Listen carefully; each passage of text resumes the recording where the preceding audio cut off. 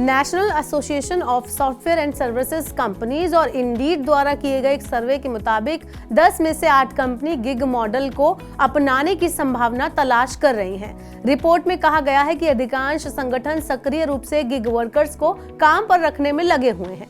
दूसरी ओर करीब 30% बड़े संगठन अभी भी डेटा की सुरक्षा को लेकर चिंता और ग्राहक प्राथमिकताओं जैसे कारकों की वजह से गिग मॉडल के लिए खुद को नहीं खोल पा रहे हैं। रिपोर्ट के अनुसार जेन जेड यानी 1990 के दशक के अंत और 2010 के शुरू में जन्म लेने वाले और मिलेनियल यानी कि 1980 के दशक की शुरुआत और 1990 के दशक के अंत में जन्म लेने वाले नौकरी के लिए स्थान को लेकर लचीलापन और विशेष कौशल के लिए गिग वर्कर के तौर पर काम का चुनाव कर रहे हैं। रिपोर्ट में कहा गया है कि सॉफ्टवेयर डेवलपमेंट, डेटा एनोटेशन और बिजनेस एनालिटिक्स जैसे डोमेन में भी गिग वर्कर्स को काम पर रखा जा रहा है।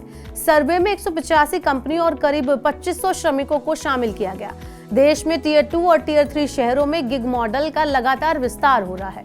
दरअसल यहाँ पर कंपनियों को स्किल्ड गिग वर्कर्स मिल रहे हैं। रिपोर्ट के अनुसार अधिकांश कंपनियां मिला-जुला और लचीला कार्य दृष्टिकोण अपना रही हैं। कंपनियां कर्मचारियों को प्रोत्साहित करने आदि के लिए रणनीतियां बना रही हैं।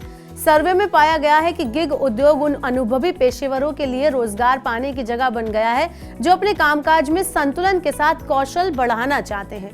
रिपोर्ट में कहा गया कि ज्यादातर कंपनियां सक्रिय रूप से गिग श्रमिकों को काम पर रख रही हैं। अब आईटी कंपनियों ने गिग उद्योग के लिए अपने दरवाजे खोल दिए हैं। 10 आईटी कंपनियों में से 6 फ्रीलांस कंपनियों को नियुक्त करती हैं, जबकि साल 2022 में 10 में से सिर्फ 2 आईटी कंपनियां ही फ्रीलांस कर्मियों को काम देती थी। इनमें टीसीएस, इंफोसिस और एलटीआई, माइंडट्री जैसे बड़े नाम भी शामिल हैं।